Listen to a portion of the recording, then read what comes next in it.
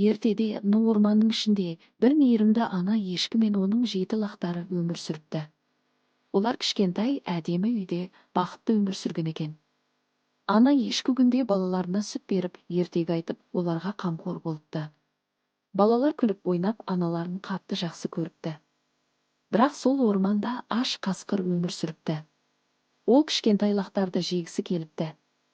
Бір күні ана ешкі азық іздеп орманға кетпек болыпты. Кетер алдында ол балаларына айтты: балаларым, мен орманға азық әкелуге барамын. Бірақ бөтен адамға есік ашпаңдар, деді ол. Жарайды, анашым, деп лақтар басын изеді. Анасы кеткен соң лақтар үйде ойнап ән айтып отырды. Кенет есік қағылды. Балаларым, мен келдім, деген дауыс шықты. Бірақ бұл ана ешкінің емес, қасқырдың даусы еді. Лақтар бір-біріне қарап: жоқ, сенің табаның қара, сен анамыз емессің, деді олар. Қасқыр ұн алып, аяғын ұнға малып, табанын ақ етті. Сөйтіп қайта келді. Лақтар есіктің алдындағы ақ табанды көріп: бұл анамыз ғой, деп есікті ашып қалды. Қасқыр үйге кіріп келіп, лақтарды қуып ұстай бастады. Қашыңдар, деп лақтар жан-жаққа тығылды.